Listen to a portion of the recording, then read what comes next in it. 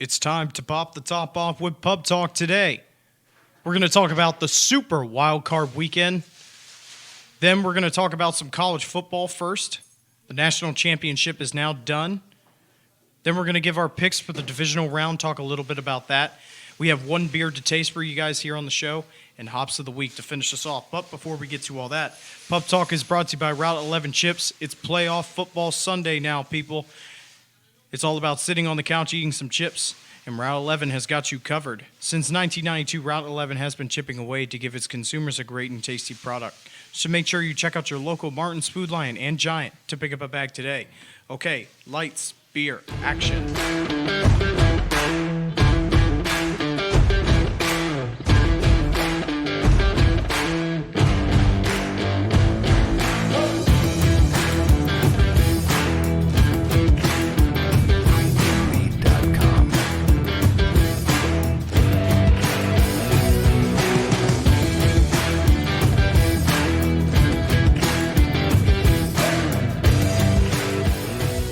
Everybody, college football is now done and dusted.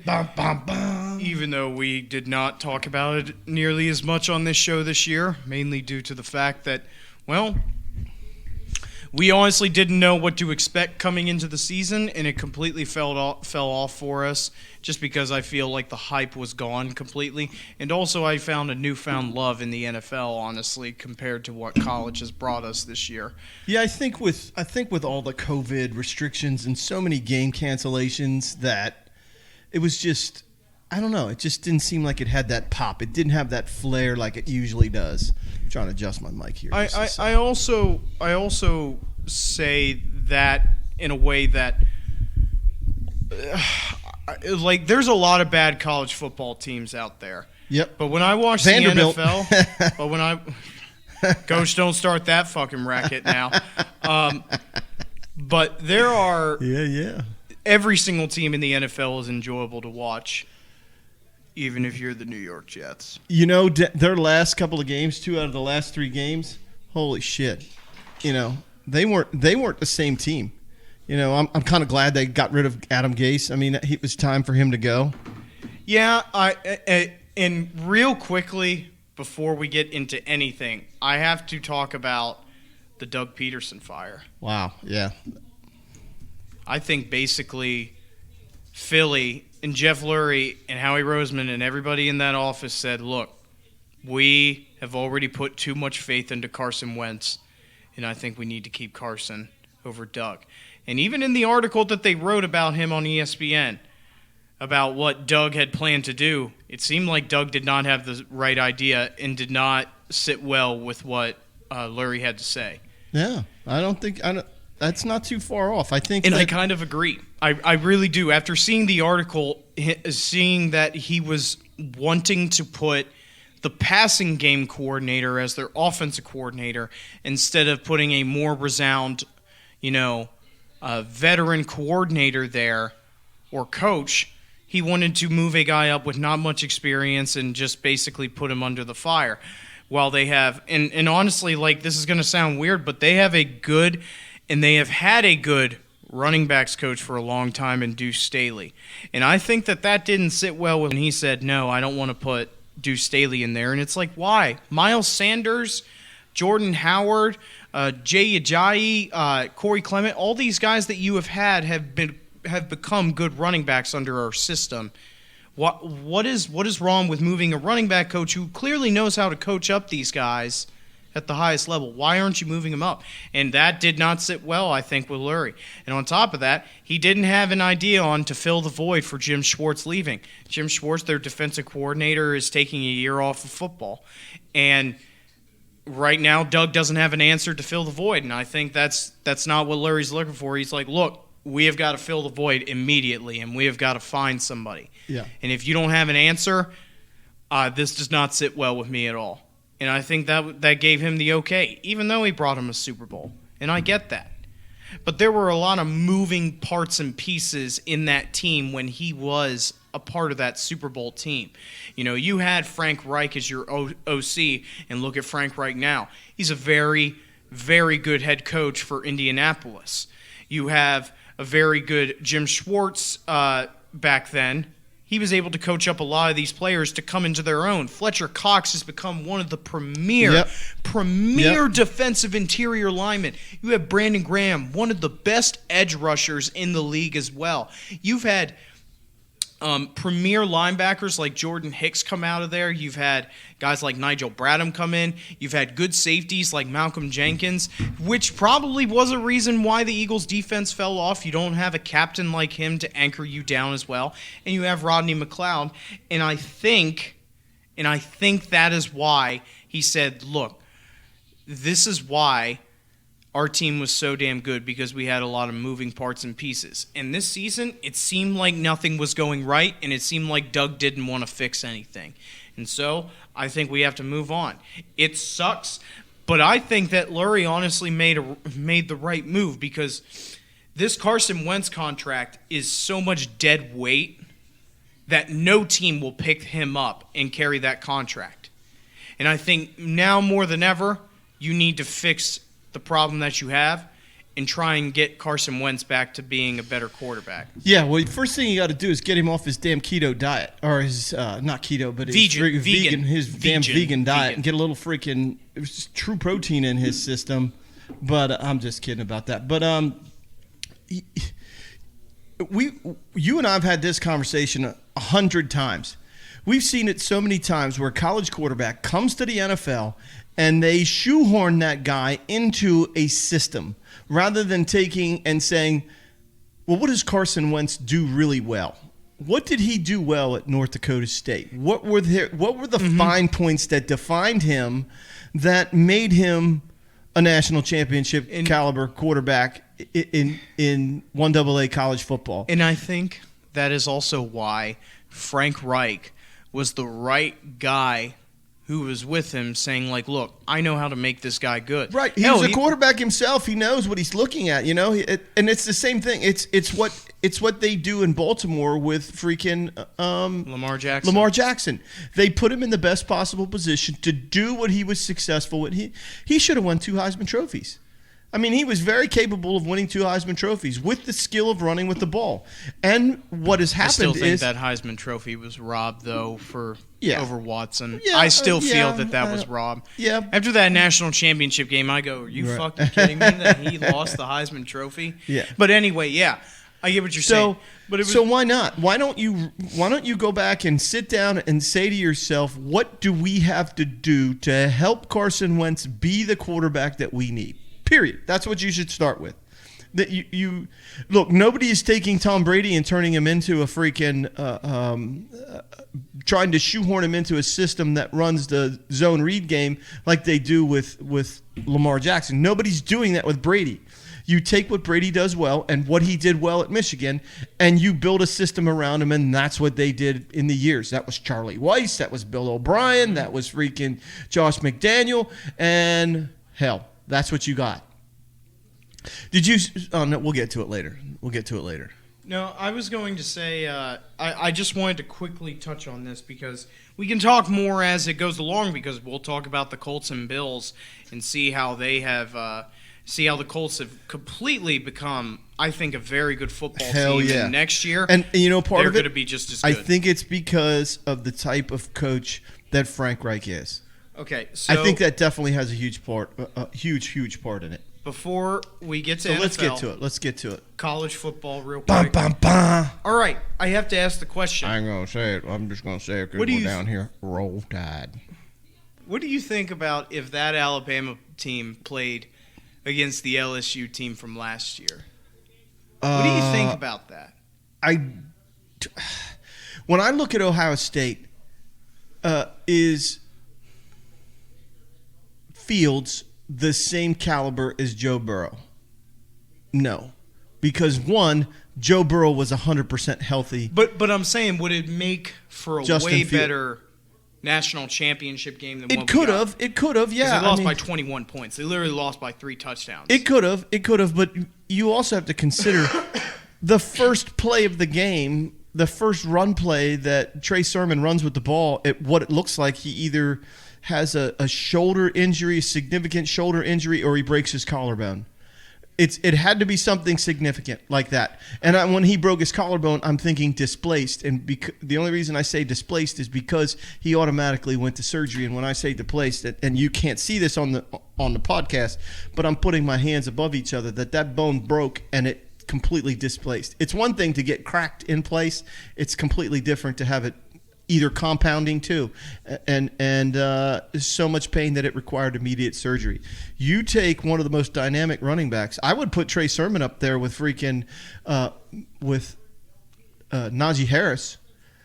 Oh, fuck off! No I way. mean, he has the same kind of runaway speed. He's a banger. He's got all of the skills. They're not too far apart from each other. It's not like night and day between the two of them. And you just took a huge part of your offense and you just lost it.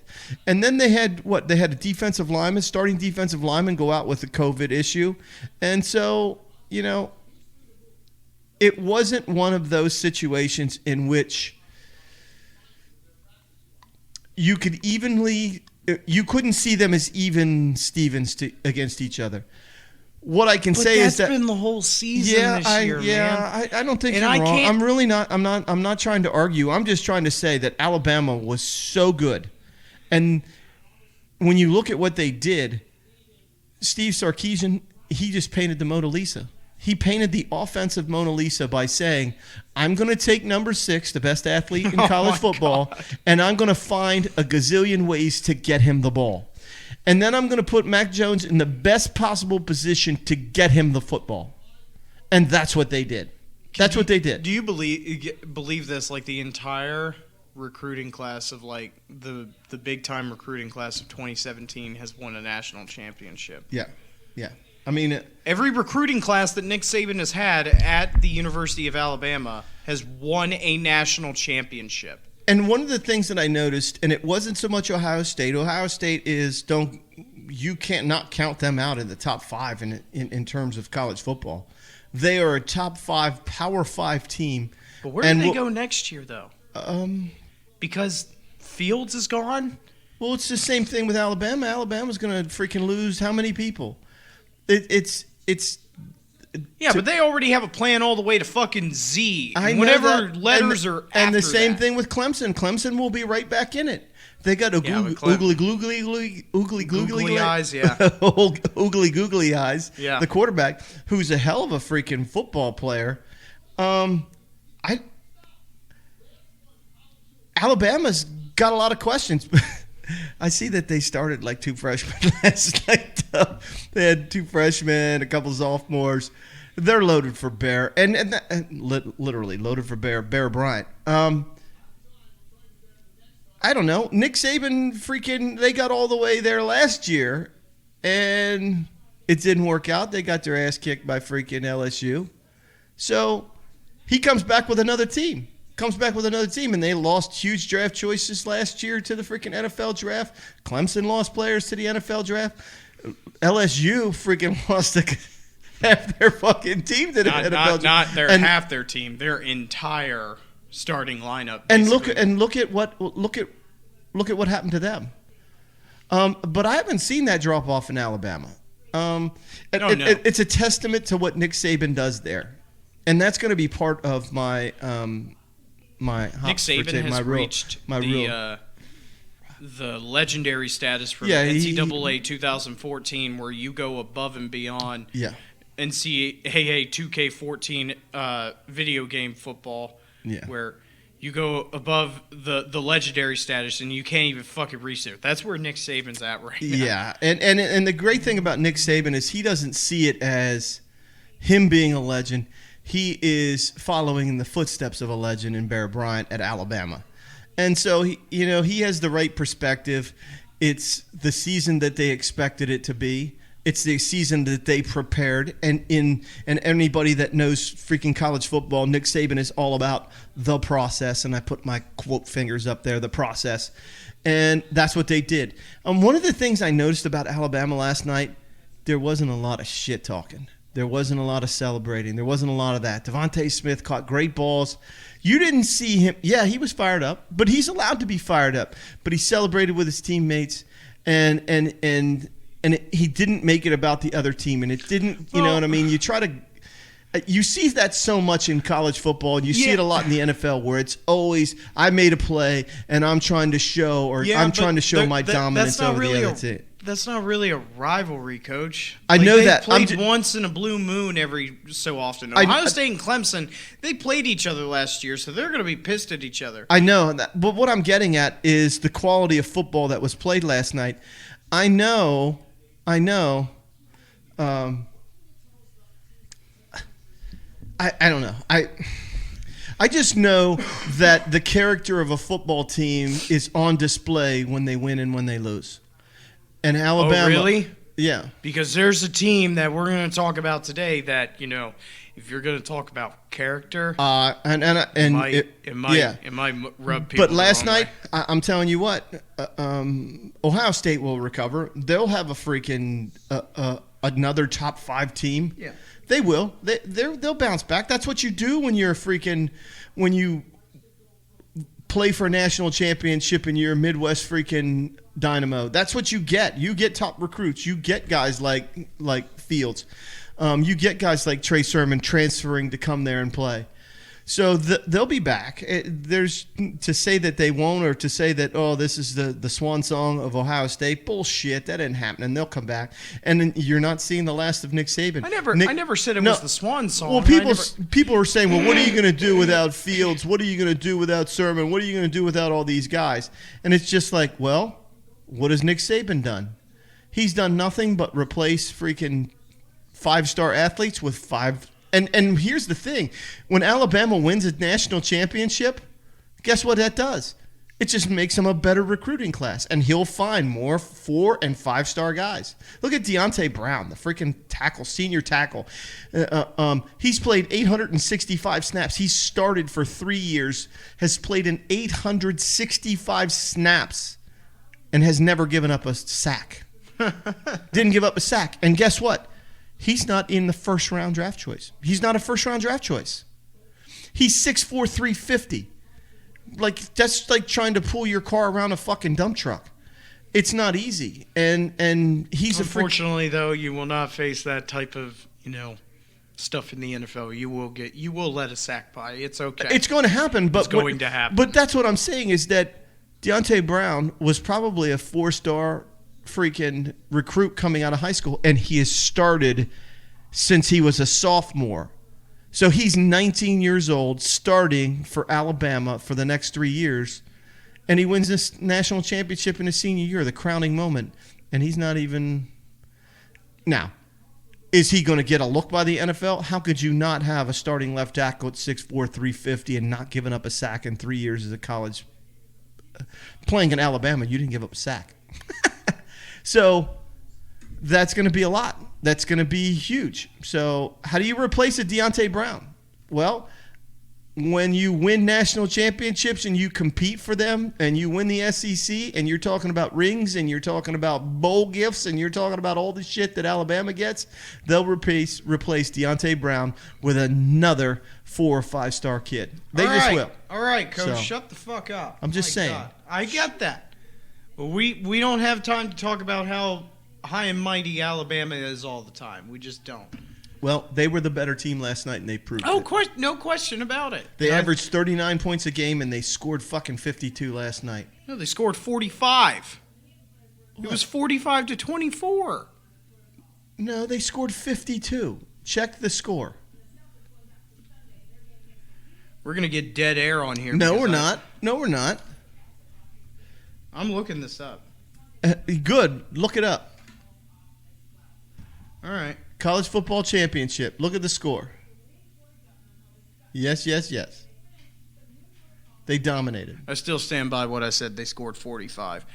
Even though, nope, it was 45. That's it. No. Well, sorry. Well, ESPN's fucking stupid then because it's 45. No. Anyway. It was 52-24. No, it was not. It was 45. Well, you fucking bumped your head, but that's okay. Okay, so they beat him by 20. They beat him by 4 touchdowns then. Yes. They didn't dominated. not 3, 4. Okay. Yeah. Enough of that shit. Yep. Anyway, We're going to talk about NFL football. Yes. The first ever Super Wild Card Weekend, 3 games, both days, Saturday and Sunday. How exciting was it to have 3 games? I was really looking forward to it. The games didn't turn out the way I expected them to, but I was really looking forward to 6 freaking NFL playoff games. There really was a time, it was during the Rams-Seahawks game towards the end, where it ended, and there was like 5 minutes until the 8 o'clock game, and I go, why can't life be like this all the time? Because that happened, and I was like, this is just perfect. I'm like, I don't even know if I want to watch commercials. I'll just get up and go to the bathroom and get something to drink and come back and watch the kickoff for the next game. Okay, we're going to start off with the most recent game, and then we'll go back to the beginning. Okay, so, yeah, Pittsburgh lost. Took a dump. They didn't just lose. They lost badly. I know the score may not show it, but every single point was in garbage time, basically. Because the entirety of the game, the Steelers were playing from behind. It was 35-10 at the half. It was 28-0 at the end of the first quarter. Yep. On the first play of the game, the Browns scored a touchdown because Marquise Pouncey Snapped the ball right over 6'4" fucking giant Ben Roethlisberger. Well, Ben can't jump, so. That was a game where I go, man, that it stung. Yeah. But it also was like, hey, now I know what it's like to get my ass kicked. But not in the way that I wanted it to, because I feel football is a game of momentum, and football is a game of, like, if that play didn't happen. Yeah. What happened? If that play did not happen, you've got to be kidding me that game would have been completely different. Yeah, that was the kind of game where you go, Jesus, what if? What if they didn't snap that off? And then the very next series, they throw the pick. Ben throws a pick, 1 of 4. And that ends up leading to a 14-0 freaking, like, what in the world? What in the world? What is going on? And I'm not, like, feeling bad for anyone, but, like, I feel bad for Ben. I do, because this game, when they got down early, I felt like it was a testament to, honestly, you have to look at yourself after the season and go, we need a new offensive coordinator. Because when we got down, we couldn't recover. Yeah. And we couldn't get back into it because the offense is so damn simplistic and nothing is over the top explosive or anything is out of the... You can't just get out of the blue until Big Ben late in the game is calling his own plays and making these splash throws. Like Claypool catches 2 huge touchdown passes like 40, 50 yards down the field. You know why? It's because like Ben's like, look, this is the only thing that's going to work right now, so I'm calling it. And yeah, the run game is awful. It is atrocious. But in this game, you can't run the ball when you're down 28-0. You just can't. And as I said, it's a game of what ifs. Now for the Browns. Congrats. What else do you call it other than taking full advantage of something? Yeah, it was gifted to you. It was gifted to them. But here's the thing, CJ. The ball gets snapped over the head. There's a ball that's thrown that should be picked. Nick Chubb and Kareem Hunt are a great fucking duo together. I'm not saying that they just... They're good. I'm not saying that like, oh, well, this play is like nothing else happened in the fucking... No. Like, there were a lot of plays where I'm like, dude, these guys are really fucking good. They got to the playoffs for a reason. Yep. Of course you got to take a fucking piss, coach. I know, I don't. And what are you doing? I'm getting a beer, you ass. All right, then go get a beer. Keep talking, huh? Anyway, Nick Chubb, there were plays where he was just so explosive and you couldn't tackle him. Now, our defense, it fell off a lot this year, Pittsburgh.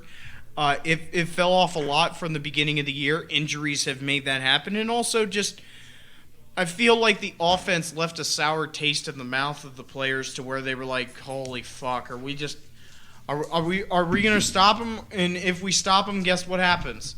I get 2 runs and a 3-yard pass. That's what I'm going to get to go right back out on the field. Yeah, well, we're not to the Bears and the Saints yet, but it was the same feeling. But no, I'm saying that the defense played awful. They didn't even get a sack. That doesn't happen. Like, that never happens. Baker Mayfield, he played a mediocre game, I will say. You know, he was efficient. He did what he was supposed to do. Yeah. Now, I mean, for, he threw like, 3 touchdowns. I mean, you got to hand him to that. I mean, if you have somebody open and you can get him the ball, well, that's what you're supposed to do. Final like tidbit about this game though, because like there's not much to talk about because like it was an awful game. Yeah. It's a tale of two halves basically, where one is dominated by the Browns and the next one is a comeback, and like it's not a comeback though. It's a failure of a comeback. Seeing Ben cry, that made me sad. Yeah, it was upsetting. Because it might be his last game. I don't know. And honestly, I don't really care because he's played for so long. The one guy who also is up for a contract is Pouncey. And he is the one guy who I know more than anything is pissed off beyond belief at himself That he for didn't get it done. everything That happened. that happened. Yeah. And when they zoomed in on him after the play, like he fucking threw his fist down and he was so pissed off. I'm going to tell you something right now, CJ. And he blamed it completely on himself. Okay, well, I'm going to tell you this. If Ben retires, Pouncey's done. Pouncey will be done. Pouncey, I don't think there's And to me, anybody that's- that Pouncey wants to snap for. Yeah, that's I not just good. don't think there's anybody else he wants to snap for. That's not good. And those two are like, they're like hand in hand. They've been together since 2010. Yep. Pouncey was drafted in the second round out of Florida, and he's just been with Ben ever since. He's been with him for 10 years.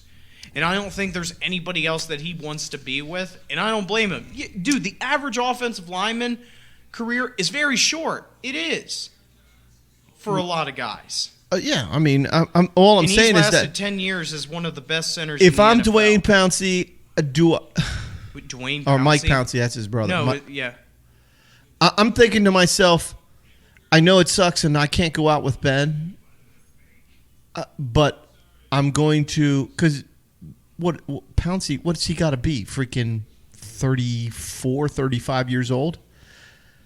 I'm going to do it one more or 2 more years. I'm going to get my contract and I'm going to make my retirement money. And if you don't think that like Pittsburgh is good with centers, just look at their history, okay? Yeah. Like Mike From Webster, Dermontti Dawson, the freaking legends that they've had there. Yeah. And Pouncey is definitely up there. Let's look at Pouncey's. I know Pouncey has had a history of injuries. I know. Let's take a look at his contract. See what's left on his contract. I think he's done with this. Oh, it's contract. Marquise Pouncey. Yeah. Mike Pouncey's the brother. Right. It's Marquise Pouncey who's Marquise, yeah. yeah. Let's take a look at his 2021 next season. He will be age 32, going to be 33. Restructured contract. He gets a $3 million signing bonus and a restructured 3.475, $3,475,000. So he's got a 1 year, $6 million contract. I say you play one more year, get another restructured I think that one. Ben might play one more year as well. I know that like he's done this before where he's been upset and he's been, very quiet. But I think that he has one more year in him to where he's like his current dead contract is 2021 at 6.4. So I think, like I said, they give it one more go. Yeah, And if it doesn't happen, then it doesn't happen. he's made a lot of money in the NFL. Oh, my God. Yeah, he signed a big contract back in 2008. He signed a very huge contract back then. 2010, I guess when he came into the league, he signed 5 years, $14.8 million. And then in 2014, he signed another 5-year contract, $44 million. And then in 2019, going into next year, 2 years, $22 million. Yeah. He's one of the premier offensive linemen in the NFL. Yeah, I think he's You don't probably keep a center around for 10 years if you're that fucking good. Yeah, I think he's got another year or two left in him. You play to your 34, 35 years old as an NFL lineman, and he is going to get close to. I'm thinking. I don't know. He's a Pro Bowl caliber. He's a Pro Bowl caliber Stop guy. saying Pro Bowl. I hate the Pro Bowl. All Pro. How about Thank that? you. He's made the All Pro team. Yeah. Pro Bowl's just a popularity. Do you play contest. 2 more years to get a gold jacket? Oh, I absolutely believe he's a Hall of Famer because of like everything that he's done. Offensive lineman is hard to get in, but if you're a Steelers offensive lineman center who's lasted that long, you're gonna make it easily. This fan site says that the percentages for Pouncey is 90% to make the Hall of Fame. I think if he plays 2 more years, he butts up against 95, 96%, and then you got a fucking Hall of Famer, and you get your retirement money. Even if it's just another 2-year, $15 million, that's your nest egg. And yeah, Marquise Pouncey's gonna he's gonna make the Hall of Fame. He's been Pro Bowl or All Pro, Pro Bowl, 2 All Pros. He's been in the Pro Bowl 7 of 8 seasons. Yeah. So. I'd like to think so. He's a stud. Whenever I think of freaking Pouncey, I think of like freaking gangster. You know? I just think he looks like a fucking gangster. Well, yeah. And not in a bad way. Like, I'm fucking protecting Ben. You mess with him and you're fucking going to get everything I got. And I just like that. There's just something about his persona, the way he carries himself, the way he's all tatted up. That's always cool, too. Gotcha. So.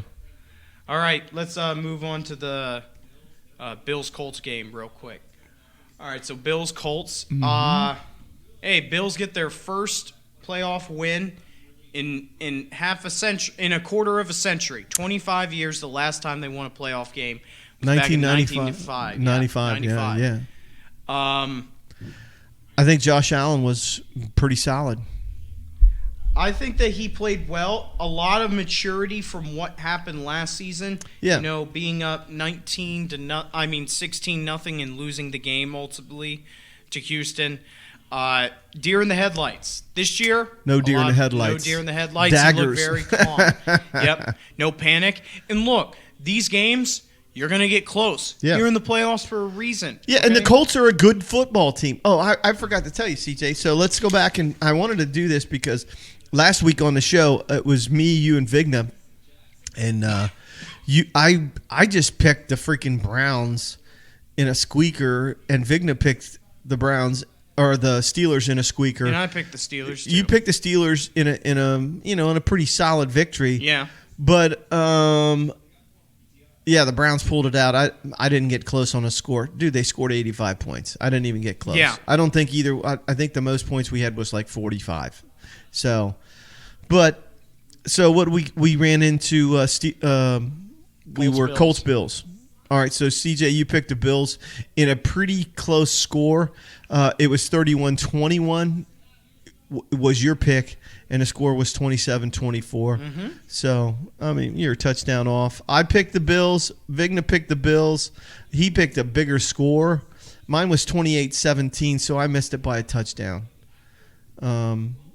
Give or take. And then Vigna, we all picked the Bills. So I think we were believers in the Josh Allen thing. Well, I think it was more a testament to how damn good they were. Yeah.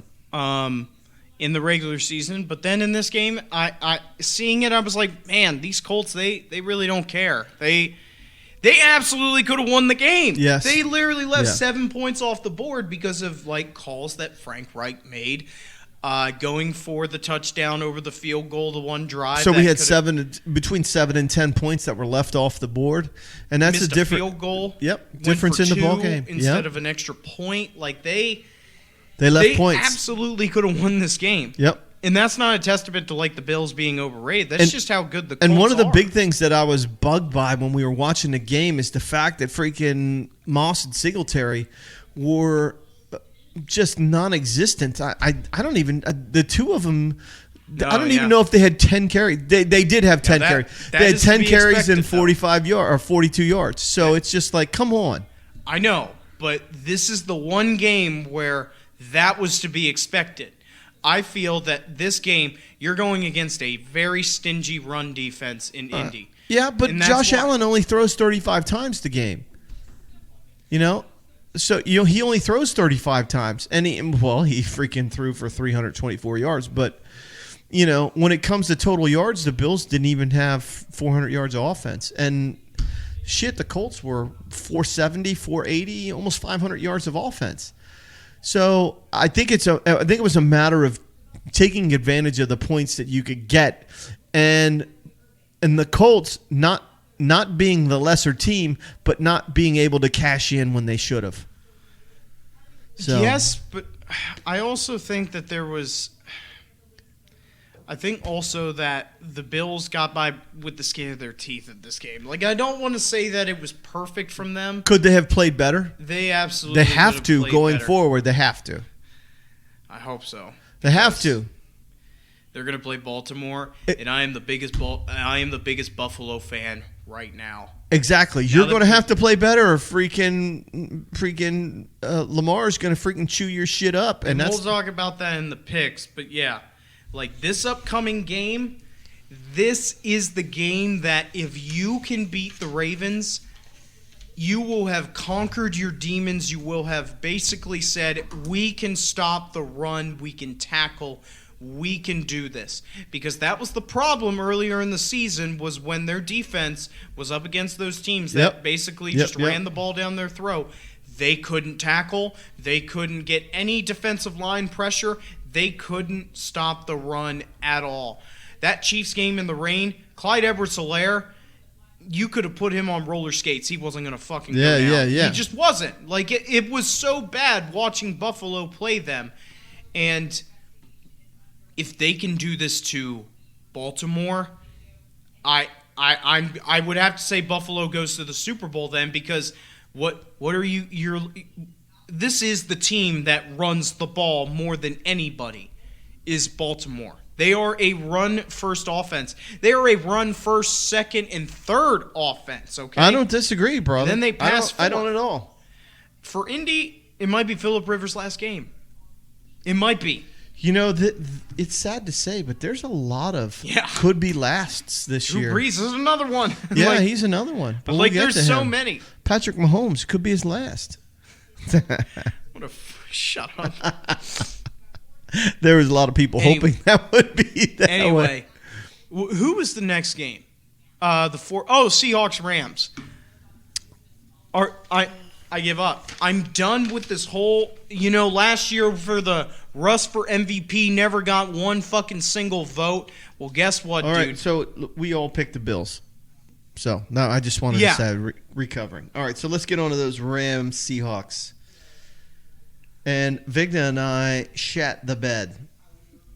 We shat the bed. I think you had a really good, and your stipulation though was if freaking Golf plays. Golf played, and he did. And he did Thanks in to the getting worst way ever. Wolfer getting his shit knocked out. Yeah.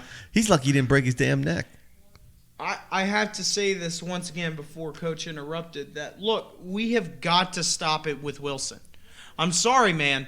I'm sorry for any Seahawks fans out there. But you have got to start looking at the bigger picture. When you literally lost to a team that had a guy with a broken fucking thumb and only completed 9 passes, Russell only completed 11 passes. Russell played awful. This is the game that he's supposed to be an MVP candidate. This is a defense that you have got to beat. This is a top-tier defense, and you want Russ to be MVP? Then guess what? He has to beat this defense. Yeah, the whole stat line was completely off. When you rush for 165 yards and you pass for 165 yards, that might be balanced. That's for the Rams, but right? Yeah. Yeah. And then on top of that, you got The freaking Seahawks only had 11 first downs. a wide receiver screen picked off. Yeah. That interception, I was like, oh my God. Because that also went back to the whole Metcalf thing where he's fucking heated. So Russell's like, well, I guess I got to force him the ball now. Here you go, next play. And he's gone. It's intercepted, pick 6. Like, this Rams defense, if I'm Green Bay, I'm honestly like, dude, I'm fucking terrified. Because this Rams defense, they're for real, man. And guess who Devontae Adams is going to go up against? The one cornerback in the NFL who doesn't give up anything. He doesn't give up jack shit. He just guarded DK Metcalf the entire game. You think he's scared of Adams? You think he's fucking scared of him? Jalen Ramsey's quite the player, isn't he? Ramsey has been on the top tier list since coming into the league. He showed that in 2017 when they went to the playoffs with the Jags. And right now, like I said, these Rams, they're fucking for real. And I'm telling you right now, if I'm Green Bay, I'm literally going like, this is no cakewalk. I'm telling you right now, this is no cakewalk. Because who knows what's going to happen with the quarterback situation, because Goff, bonus points to him, dude's a fucking badass. 11 days prior to this game, he had surgery on his thumb for a broken thumb. And he's like, dude, this is the playoffs. I'm playing. Now, of course, McVay was like, look, you're not playing. Walford's going to start, but you're our emergency quarterback. Now, I will say the little question mark is, why didn't you have a third quarterback? Yeah, I don't know why Blake Bortles was not, active. You got to put the boat in there at some point, man. You got to put the boat in there. And I really wonder if they just kind of felt like Wolford would be able to get it done. Yeah, and then the first or second drive, he goes out. He's literally done. And then everybody's like humming. Okay, Goff, don't get hurt because we got nobody else. Yeah. And then we were trying to figure out who the receiver would be to take over the quarterback spot. No, it was Johnny Hecker. It's their punter. Yeah, who's the emergency quarterback. The fucking punter. Anyway, yeah, if we're looking ahead at this game, all I'm saying is that look, you're going to be if I'm the Rams, I'm like, dude, I got nothing to lose right now.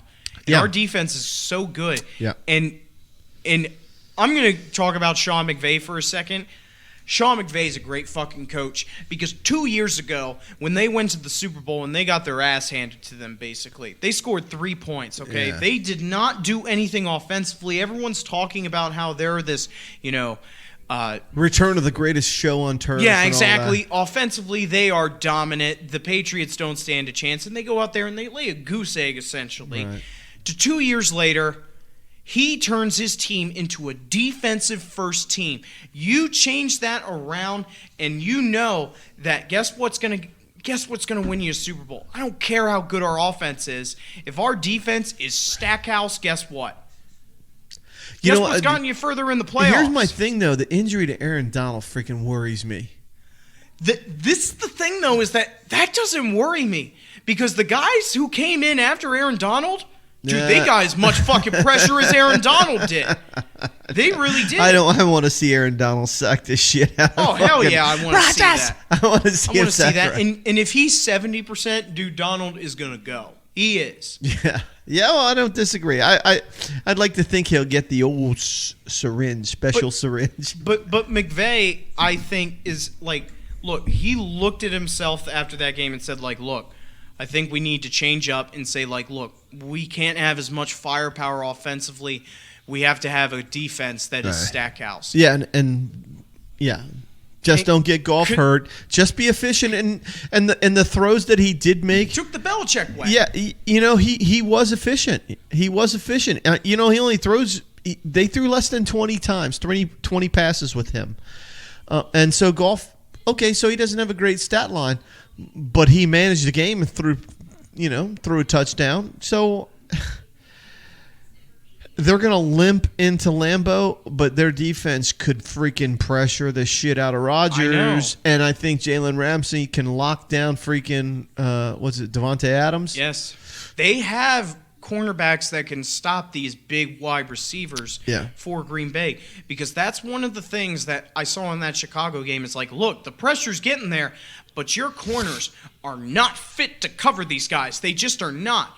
And when you have corners like Troy Hill, like Jalen Ramsey, like Williams, who is going to be able to be like, look, I can play man on you all day. Right. I can play man on you all day.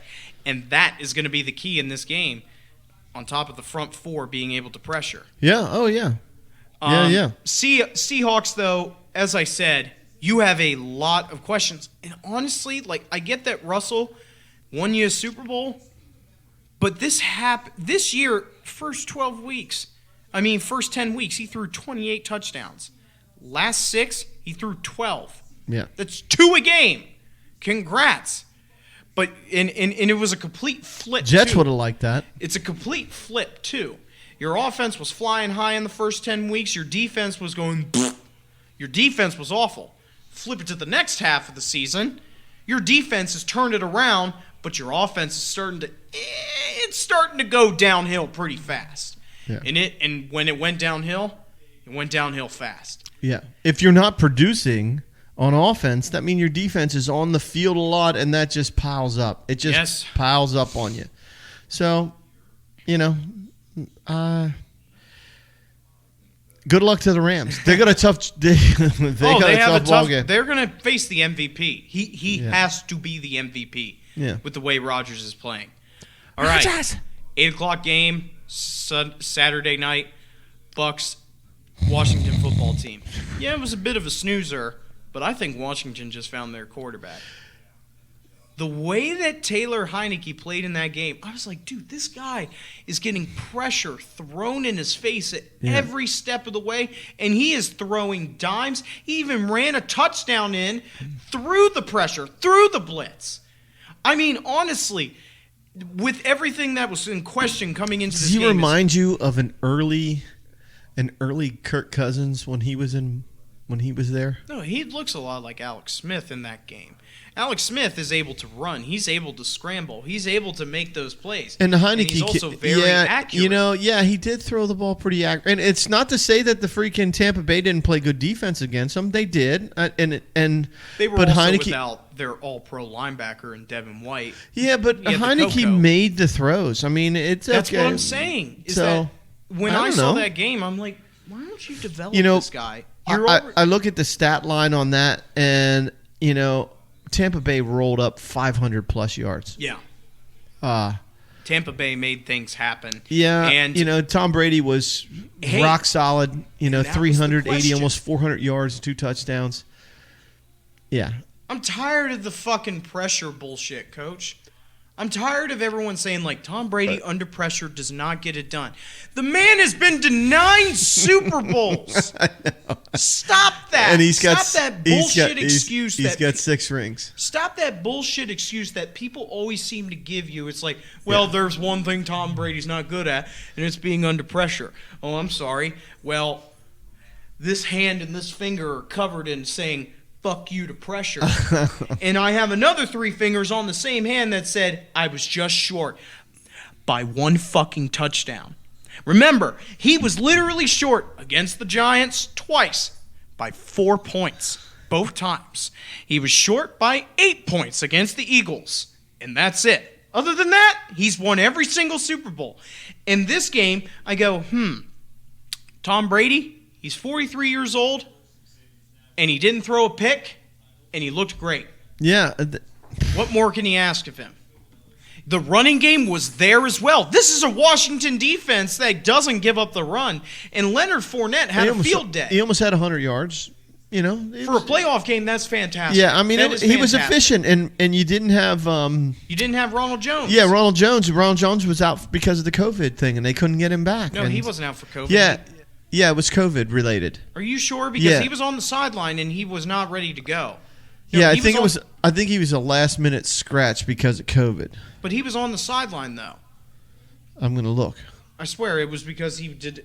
There was something going on with him that he didn't feel good enough to play. But anyway, they move on in the next game that they play. This is the game that if Tampa wins, I think Tampa goes to the Super Bowl. And I said that I think Tampa can go to the Super Bowl. The team that Tampa's you're right. It was a quad injury. Okay. He was questionable return, and they kept him out. This next game, like I said, they're going to play against New Orleans. Yeah. And this is the team that whenever Tampa is flying high and they feel good about themselves, they played them in the first game of the season. It's like, oh, Tom Brady, Gronk, woo! Mike Evans, Chris Godwin, woo! And New Orleans came in and said, fuck you, remember who your dad is. They basically said that because Tampa Bay has been non-existent in the NFC South. And then, guess what happens in the middle of the season? Tampa Bay, they're riding high. They're scoring points. They just beat the Packers. They're beating these teams pretty good. Guess who comes into town? New Orleans. And they go, fuck you, remember who your daddy is. And they beat you again. Yeah. Now, as I said, they're going to play him a third time. One of 2 things is either going to happen. 1, New Orleans is going to beat them. Or 2, You never beat Tom Brady 3 times in a season. Well, Because something is going to change. You Something don't do will it. change. You don't do it. You don't do it easily.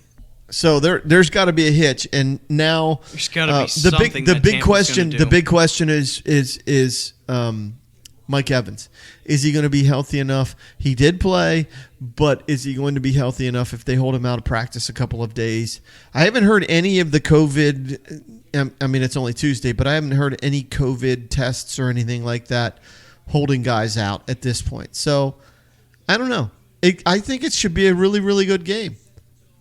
Well, all I can say is that if, like I said, if they do this and they beat them, I think that's it. And I think Tampa will go to the Super Bowl because this is the team that if they can conquer, as I said before, if they conquer their demons, then it's just like Buffalo. If they can beat the team that basically, showed them like, look, this is your weak point and you conquer that, you have a chance to go to the Super Bowl. A higher chance. All right, so Titans, Ravens. Wow. We all picked the Titans, just like we all picked the Bucks for against the Skins. But we all picked the Titans. Wow. Yeah. Lamar came to play. Lamar came to play, and all the respect to him. Yeah. I'll shut my mouth after that one because guess what? He played well. After that first pick, which was a duck, it was a duck. Right. They basically said, look, the way we're going to beat him, let's run the ball. Yeah. And they did that. And they did. did exactly that. And I think they also exposed Tennessee. I don't want to say they exposed him completely, but I will say that like their bread and butter is not good with Ryan Tannehill at the helm to be the emergency quarterback to bail them out.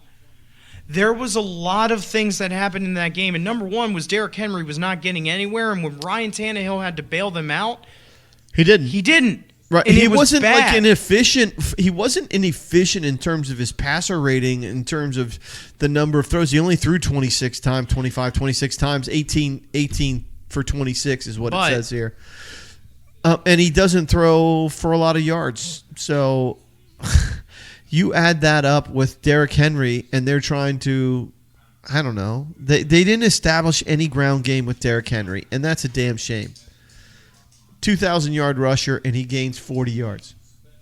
But the problem is that in the first quarter when they were up 10-0, the Titans they were proving themselves there, but after that they just completely fell off because I think the Ravens were like, okay, hold on a sec now. Now that we really have stopped Derrick Henry, now we can really expose them. Because Derrick Henry was not getting anywhere in the first half, but they were able to get the play action going, and that's what made them successful last year. That's what made them successful last year is that, look, they give the ball off to Derrick Henry, Ravens ball out for the run, play action, over the top, big receivers. Boom, And they you didn't got it. have any of that. And they didn't have any of that because guess what? Derrick Henry wasn't getting shit. Yeah. He got They didn't use him. nothing. I don't think they used him enough early, but that's just me. But they did not get him efficiently enough. In the Ravens defense, I don't want to say it was all on the Titans, but they played phenomenal. They balled out for the run because they knew that they could stop the pass. They just knew they could stop the pass, apparently. Because they were like, look, we'll throw bodies at the run. We do not care. Yeah. Because we have two good corners in Humphrey and Peters. And the Titans got exposed, I think. They really Could did. be. I Could think be. that they Could did. be. Now, I might have a different opinion, but man, that was classless. That was just classless Well, to me, man. it goes back, and I had heard something that And the Titans did it, and that's true. Right. They did do it. But at the end of the day, what are you proving? I hate that shit. What are you proving, Coach? I hate it. I hate What it. does that prove to anybody? Well, what it does is come back to haunt you when you play the next game because the team that you're going to play says, oh, yeah, if that's what you're coming here to do, you came to the wrong damn house. You just did. And it's going to do it 2 weeks in a row because you're going to have to go to there. And if Kansas City beats Cleveland, then you're going to have to go to, your kryptonite that you always say is your kryptonite. Yeah. Now, as I said, what does it Well, they prove got a to tough me? enough game this coming week. So I know. And Buffalo is no. I hope Buffalo shuts them up. I hope they have some Bills Mafia. Oh my And I hope God, that- New York's governor, you are a genius. And I hope they have a little snow. Because after 25 years and fans being there in the stands, you can finally say it. No one circles the wagons like the Buffalo Bills. Super spreader in Buffalo. Now, next game after the Ravens and Titans was the Saints and Bears game. By the way, we all picked the Titans in that previous game. Yes, as we well. did. And we all picked the freaking Saints in this game. Oh, yeah, but that was to be expected. Yeah. But after what transpired, dude, that was the party for Matt Nagy to sign the paper to say, Mr. Trubisky, here's your bus ticket. You are donezo. He couldn't even throw a curl route. Yeah. He can't even throw an out route. He can't even throw 8 yards down the field. He can't even do the simple routes that are supposed to be, to get your team into position, make up for those explosive plays. He can't even do those things right. And you're telling me that this is the guy that you spent your second pick of the draft on. I just saw that on Twitter. Second pick of the draft. I saw that on Twitter again, and they're like, you could have had Patrick Mahomes or Deshaun Watson. But no, this is who we have. And God. he's coming to the end of his contract. And this is the end. They declined his fifth-year option. Yeah, they before declined the his season. fifth year. That's what I'm saying. I'm trying to reiterate that this is the end for him. Yeah, And I don't see him coming back. I really don't see him coming back. But crazier shit has happened. Matt Nagy's still there. I know, but the problem is not at the coaching. You know what It is at the fucking core of your quarterback. I get all line. that. It could be, but I also want somebody. You know who I want, and this is just me. You know who I want after the end of this season when they hopefully the McCaskies pull the trigger and get rid of Matt Nagy. You know who I want, really? I want Eric Bieniemy of Kansas City. Yeah, I want him. Well, clearly he's proven to be, a good candidate. One of the most dynamic play callers in all of the league. And how could you not, in this day and age, not hire a black head coach who is profoundly successful at leading an offense? I get you, Coach, but my number one candidate for a head coach right now is Robert Saleh out of San Francisco. He is my number one coaching candidate because of everything that he did last year and everything that he did Dude, this he gets year. all jacked up, doesn't he? He is the right hype coach that you want for your team, for any team, I feel. And the Bears, I don't think they're going to get rid of Nagy because they went to the playoffs this year. Like they literally went to the playoffs. So I don't think they'll get away from Nagy. But they have to move on from Trubisky. They have to. If they develop Foles into a better quarterback, then so be it. But you have to move on from Trubisky, and you have to get rid of the nightmare that he gave your team for the past 4 seasons of just mediocrity and below mediocrity. And the Saints. Well, I was looking at the mock draft. The mock draft says that they're going to draft an offensive lineman. Good, they have to. They can't run block. They can't get much done. No. You have a guy, gem at running back. Yeah, A gem. in David Montgomery. Now He could be that guy. He could be that next level guy. And then you put in Cordarrelle Patterson, and you have a reliable replacement just to spell him. And I think Cohen. Don't forget Cohen was out well, this season. yeah, he did. He had torn ACL. So maybe. Now, as I said, let's talk about the Saints. The Saints did not play well in the first half. The Bears had them on their heels, and for some reason, nothing happened. The amount of times it was 7-3 because the Bears defense was put onto that field was astronomical. And the Saints were doing nothing. Hey, at the end of the third, it was only 14-3. That's what I'm saying, though, is that your defense just couldn't hold on anymore. You're not doing that. In my mind, you are not going to survive. New Orleans will not survive Tampa Bay if that's how they play. They're not going to survive. Oh, absolutely not. If Breeze Because played the Bucks offense ain't no Chicago Bears offense. As much as I love my Bears, please Bears. By the way Najee Harris played last night, Pittsburgh's looking for a running back, and they're looking for a running You think back. what you guys pick at 19? 19 or 20? It's one of those. You think he'll last that long? 18, 19 to 20 to 32. Because remember, there's the 7th seed that got put in, so you add in 2 extra picks. Because it's 20 to 32 that are the playoff Do you teams. think Najee Harris lasts that long? Him or ATN? Najee or Nazi? Him or ATN? That's what I told you. I said that Pittsburgh was the mock draft that I read said Travis Etienne goes to Pittsburgh. Him or ATN, I'll take. Yeah. I'll take one or the other, man. Give us somebody. We need some hot, fresh blood in there. Yeah. We need to draft a running back that can, actually get it done. Anyway. A regular down back and who's as good out of the backfield as Etienne is in the pass game. Anyway, Nickelodeon had this game, right? Yeah, On their network. I saw some of that stuff. That's kind of cool, wasn't it?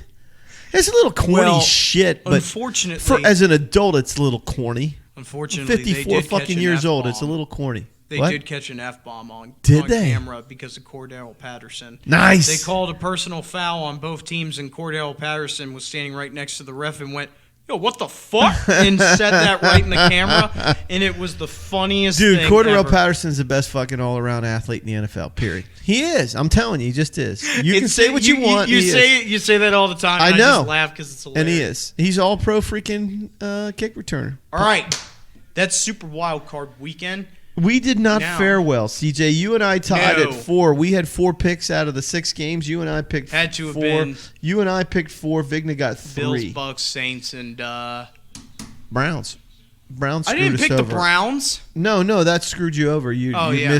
missed a win right there. And then us losing out. And Rams. The, Rams. That was the other one. the I got Titans Rams right. screwed us over. Okay, so picks for the divisional round. Yeah, I got them. I already wrote them down, brother. All right. All right, let's start with number 1. Let's start with the number 1 in the AFC. CJ, Browns at the Chiefs. I'm going 35-14 Chiefs. All right. You're going 35-14 Chiefs. KC. I see no reason to pick don't- the Browns in this I one for me. don't think the Browns have enough magic. I don't even know. With the way that their defense played in garbage time last week, you think they'll be able to survive a whole game against Mahomes like that? All I know is if you can limit his big play capability, you got a shot. But they couldn't even limit the big play ability last Yeah, but they posted a 28-0 freaking lead. In the first quarter, it was 28-0 because they. Are you going with the Browns really here? No, I'm not. Okay. I'm just saying that I don't see it as being. I think it'll be a It could- tough uphill battle for the Browns. I'm not saying it's not, CJ. I'm kind of shitting the bed on this damn thing. You know what? You going KC? I'm gonna go Browns then, just so that we're freaking on opposite ends. And I'm gonna say that the Browns can go 24-21 in a squeaker. Just because you have to believe in Believeland. So Cleveland, I'm going Browns in a squeaker, field goal at the end of regulation, 24-21. You never know. I don't know. I'm not saying that Mahomes and the boys can't get it done. I'm just saying that you and I have to be on opposite ends. That's fine. All right, here we go. Second round, AFC. We got Ravens at Bills. I'm going 30-24 Bills. 30-24 Bills. And I am going to go the same score, 30-24, and I'm going to go Ravens. You fucking asshole. I'm just going the opposite of you. You're still a fucking asshole for picking them. Because I just despise them. All I know is this, is if the weather changes, If I see some snow, Buffalo's taking it all the way. dude, Bills Mafia, I'm ready. I'm ready to fucking smash beers right now, dude. If I'm ready to snow freaking. on primetime football, the Bills are literally destroying the Ravens. You know what? We can freaking by Thursday we'll know what the weather is, and we'll freaking. You know what we should do? You and I should put together a couple of bucks and Amazon something to freaking somebody in Buffalo, New York. We'll Amazon them a table for $25. Are you talking about your friend? No, Oh. no, I'm saying we freaking Amazon Prime a table to somebody that can be smashed for the Pub Talks table smashing. Because if I'm not mistaken, they're going to have 15,000. Is it? No, I thought it was 6,500 or whatever. I think they're going to up it for this game. No way. New York's governor? Well, they didn't do the upper deck. They only kept the first deck. They only kept the first if New mezzanine. York's governor does it, you know if like the Chiefs lose, he's going to have to do it for a third week, right? So why not? I know. Right, But super anyway, spreader event. All right, next So one. I just go on Ravens just to be opposite of you. All right, Rams, Packers. CJ, hit it. I'm going to do it, coach. Uh-oh. I'm gonna do it. Uh-oh. Don't do it. I'm going to Don't do it. 30-23 23? Rams. I'm going with the Rams 30-23 Why are you flipping it? because what I saw out of that defense, I go, the problem that I see for Green Bay is just how good their cornerbacks are. Look, it's not the pressure. Right. It's how damn good their pass defense has been that shows me that I think the Rams really have a good shot here to win this game against Green Bay. And I think the way that the run game went for them against Seattle, Cam Akers carries them in this game again. Because he showed with 165 scrimmage yards, he is capable of carrying the load for this team in the playoffs. And I think the Rams have this in the bag. All right. So one day ago, this came out. Green Bay weather could have a major impact on the Rams-Packers divisional game. Oof. The weather for the Rams-Packers game on Saturday, calling for cold with a high of just 27, falling to 23 by game time. While there is some snow showers in the forecast, no. It's just going to be cold, no snow. There we go. All right, so it's going to be really cold. The Rams are a fair weather team. I got to go Pack. There's nothing wrong with that. It's the MVP. I just think that I the just Rams think have with the the- best shot to knock them off. And let's just make it close. Let's make it 24. Make it 24-20 Pack. I just think that Rodgers is playing out of his mind right now. He's good, and he just thrives in that weather and freaking Lambeau, Green Bay. Fuckers. I agree. All right, and then finally the other divisional game, the final divisional game that gets him to the NFC Championship. Bucks at Saints 3.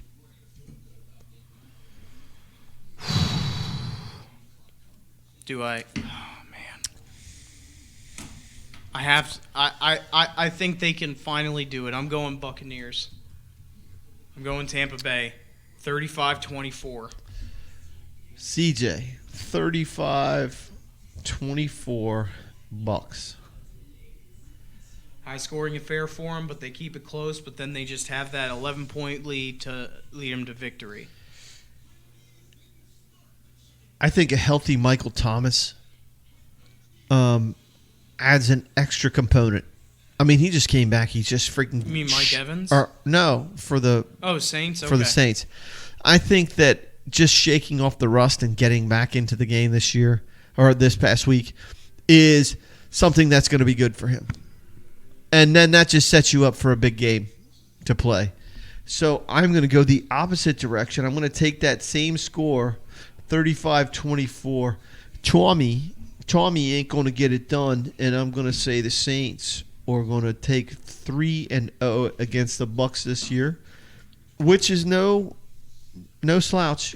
I could easily see your score, 35-24. I could see Tommy having a really good game. It's the playoffs. You got 3 games. You've got the divisional round that sends you to the NFC Championship game, and this is where Gronkowski could separate himself from. Because think about it. He's healthy, 100% healthy, and you've just been catching glimpses of him here and there and here and there. And it's also opened up Cameron Brate a lot. Yeah, and I think having Brate there, that really helps freaking that what we refer to as 12 personnel with the one running back and that 2 tight end set. And you got to freaking take a linebacker and you got to cover freaking Gronk. And that is a losing proposition for the Saints if they're going to try and cover him with a linebacker. You're just going to get beat. And then you throw in the rest of the receiving core, and you got a recipe for recipe to beat the freaking Saints. The Saints are no slouch, so better have a Ronald Jones had better be ready to play, and Fournette has to have another game. If Ronald Jones can't play, Leonard Fournette has to have another 100-yard game. Period. Just have to have it. When you have that run game and you have that play action pass, there's nobody better in the NFL, period, than Brady and what he does with play action pass. So that's where I'm at. All right, go get the beer. Oh, we got one beer. Yeah, we're gonna taste the beer real quick, and then we'll do our hops.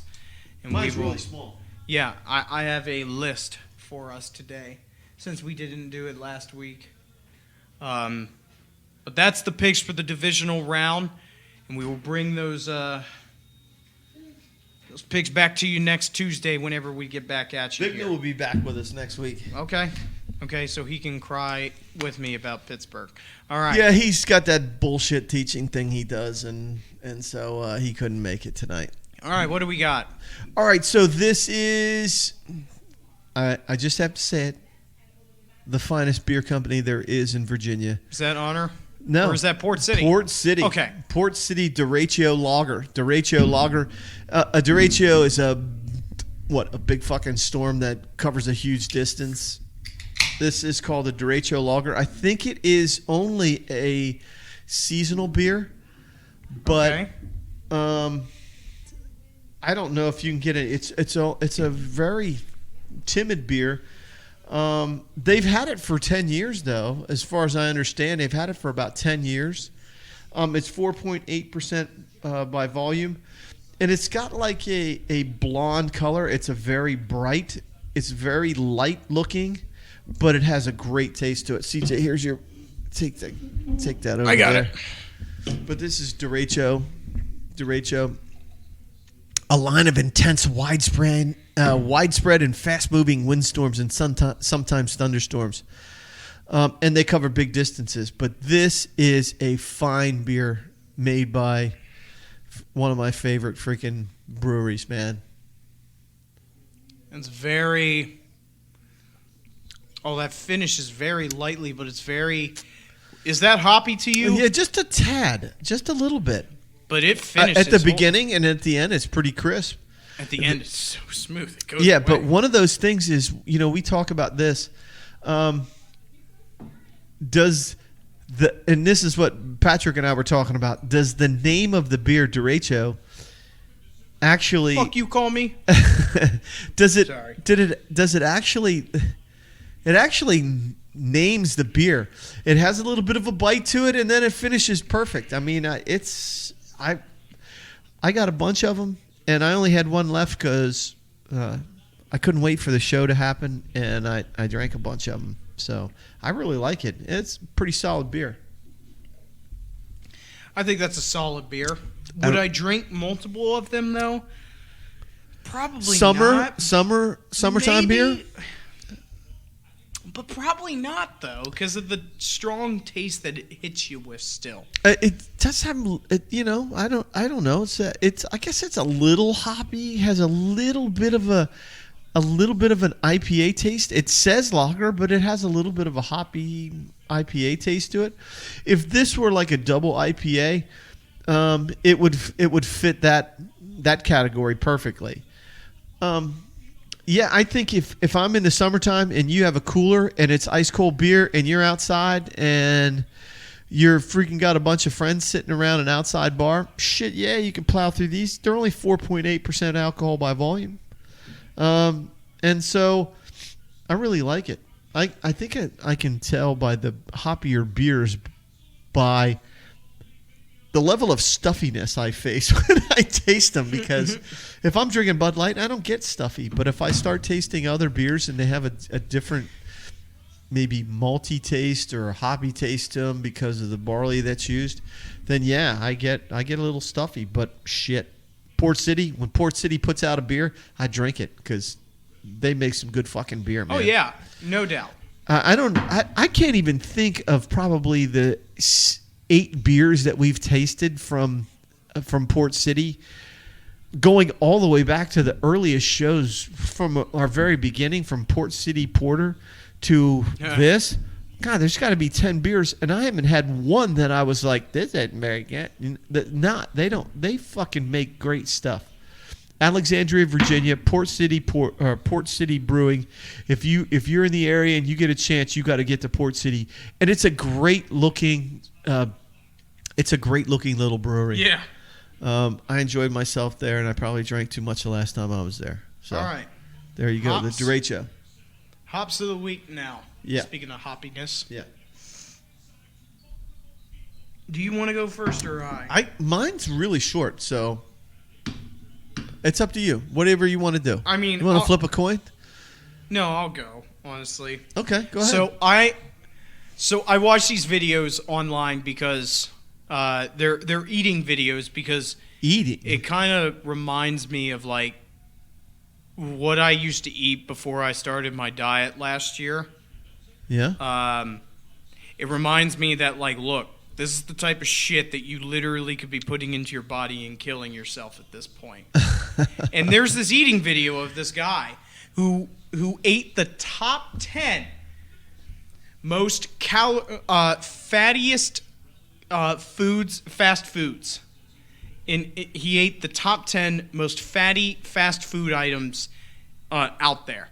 So these are the most calorie based items out there. Oh shit! Sorry, I don't know what the hell that is. So he ate the top 10. All Can right, you so- try and guess what they are? Some of them are, Coach. The top 10 most fattiest fast food. Yeah, fast food items. Just try and name some. Top 10. You gotta throw in there the Whopper. Nope. No. Nope. That's not even on there. We're talking fast food. These are the fast food, so these are the highest calorie items out there. And these are just sandwiches, these are burritos, these are whatever. Is chicken on the list?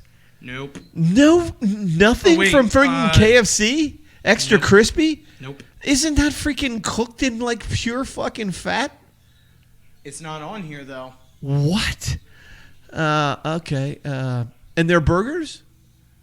Yeah. Oh, yeah, there's a couple burgers. Fucking double quarter pounder. Nope.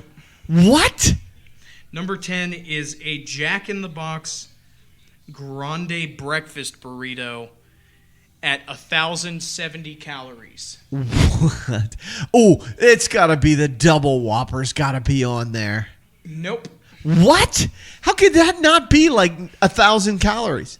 Like a single Whopper It's not. is like 800 calories. How could a fucking double Whopper not be freaking 1,000? Number 9. Wait a minute. I'm still thinking.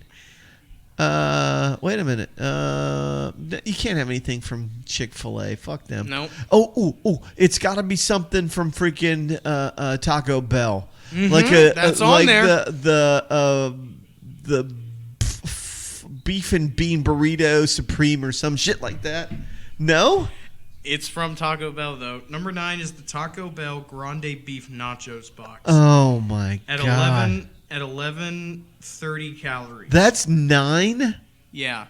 And there's only going up from there. Yeah.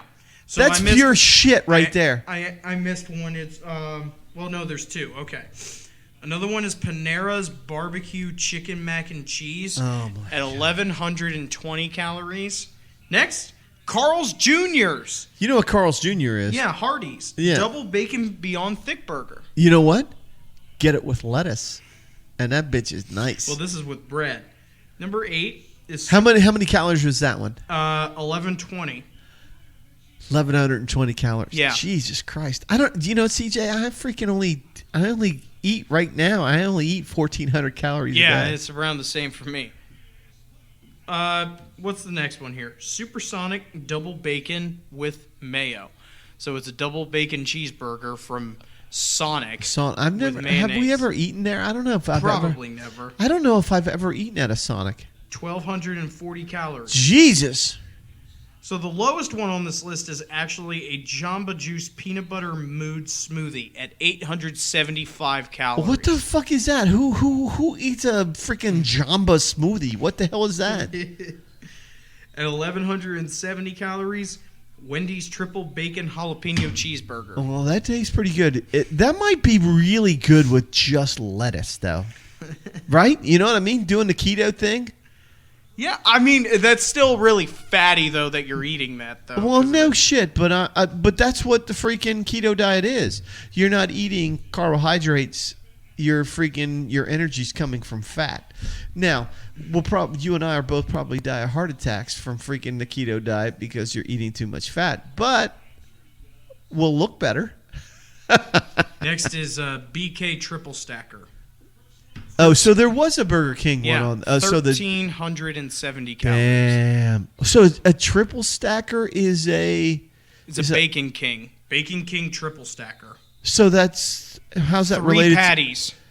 So Three that's patties like a with cheese triple and bacon. Whopper It's like a triple without the lettuce and tomato and Yeah. all that. Oh, It's got Jesus like ketchup, Christ. bacon, cheese. That's yeah. they should just call it the triple heart stopper. Number 2, a Sonic large peanut butter Oreo shake. 1,720 calories. A shake. Yeah, but if you think about you were going to hike the freaking Oregon Trail or the freaking Appalachian Trail for 2 days, you could have one shake and just keep fucking. You'd have enough energy. And at number 1, Uh-oh. Dun dun dun. Dun, dun, dun, dun, dun, dun. you're not going to get it, but like you could it's kind of fast food, but it's also not. Oh. Pizza Hut. A meat lover's pizza from Pizza Hut is 4,100 calories, an entire pizza. A whole pizza. A whole Well, who pizza. the fuck eats a whole pizza anyway? Wait, you never ate one back in college, Dad? Not a whole pizza. You never ate a whole fucking pizza? No. You know me. I eat freaking 2 slices, 3 slices max. Hey, fans out there, if you've never eaten a whole fucking pizza, or if you have, I want you to smack this guy the next time. You know see I him. don't. You know I'm a freaking. I don't eat like that. I eat. Never, even back in high school, you've never eaten a whole pizza. No, I've never eaten a whole. Oh, who the man. fuck eats 8 slices, dude? Who the hell does that? Oh man, that's pathetic. I'm sorry, but I've never done that. 4,100 calories, right down the drain, right there. So you ate 2 days worth of your calorie intake for an adult in one sitting. If you eat an More entire- for me. Jesus Well, Christ, no, I only okay, average about but I'm saying 1,500 calories a day. 2,200 calories is the recommended Average, intake. yeah, yes. yeah, average, yeah. That's 4,100. Almost 2 days worth of calorie intake in one sitting for a pizza. Yeah, I get the whole freaking. And if you add ranch onto that, it's probably just as much. But it's added fat calories, which is different. But when you put it together with the carbohydrates in the crust, that's a bad motherfucker right there. All right, that's my hops.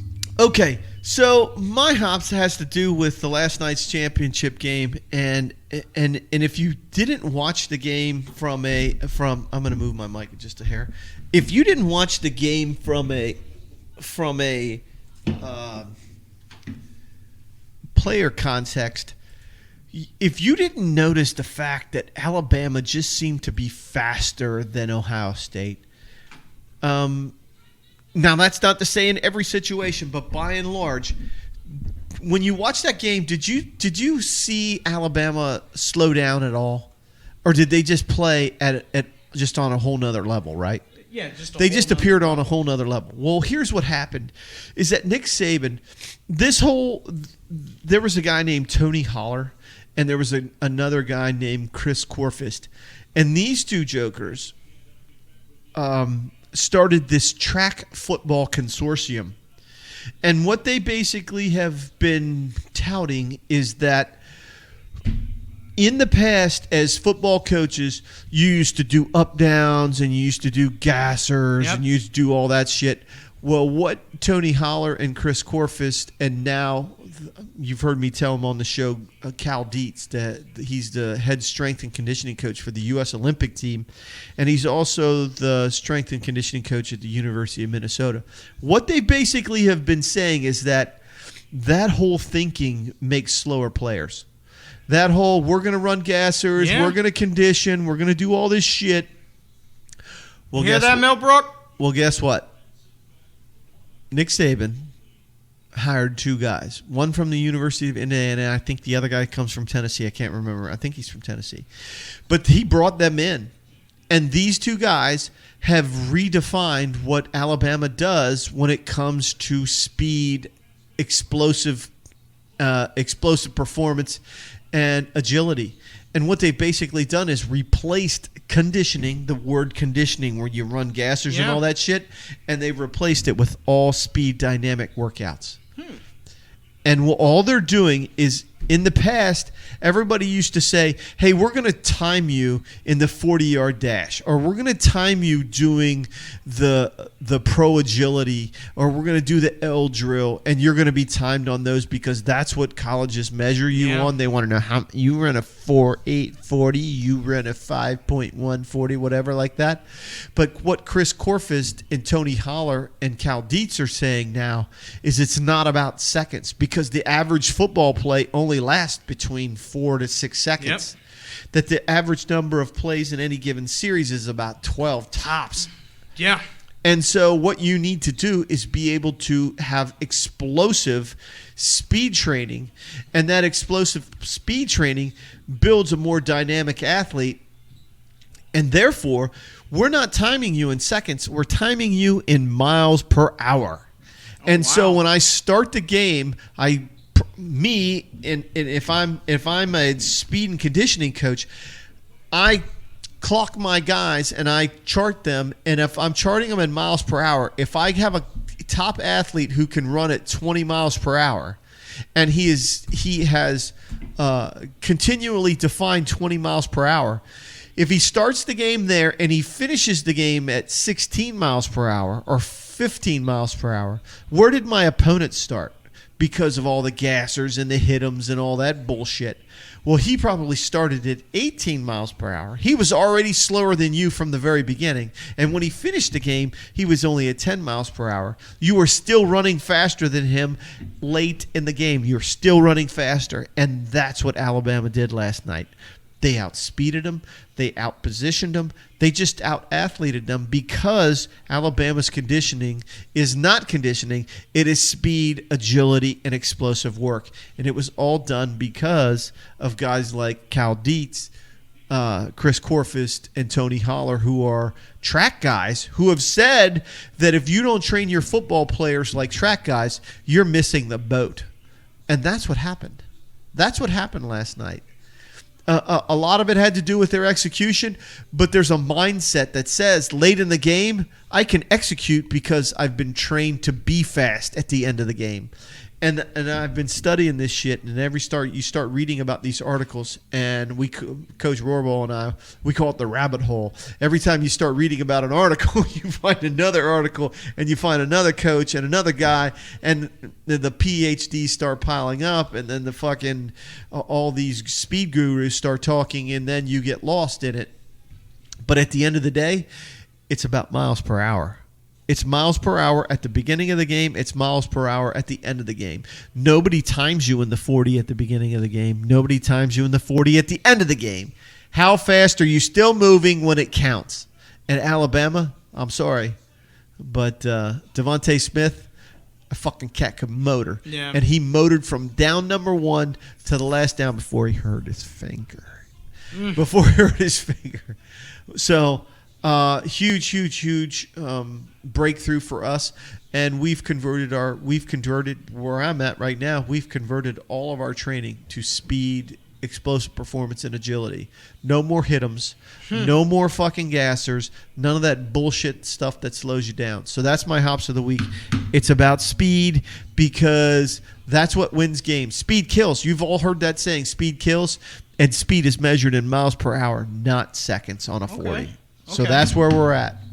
Like I said, I wish my high school would listen to that because that's all we did as a JV team Well, was just run. Hopefully, they're not listening to this because I don't want them to learn it because I want to kick their ass. Yeah, that's true. All right, that's Fuck 'em. Super Wild Card Weekend recap. The divisional round is coming up. We're getting to the end of football here, guys. Shh, you Already. shut your mouth. Only a couple more weeks. But I hope you guys enjoyed. We'll be back to talk about You the want to do a divisional live show round. next week Yeah. with I Viggs? guess- Let's do a live show next Okay. week. So you guys out there, don't forget, call your picks in, please. Call your or send us your picks. The pubqm@gmail.com. Call or on text Facebook your and Twitter, Pub Talk. Yes, please You'll get us find on. Get us on freaking Twitter. Get us on our freaking Gmail and send in your picks. Shit, we want to talk about it and call us next week. We got a live show. Yep. All right. Vignan will be back next week. Well, guys, we hope you guys enjoyed. But until next week, peace out. Love you. See ya.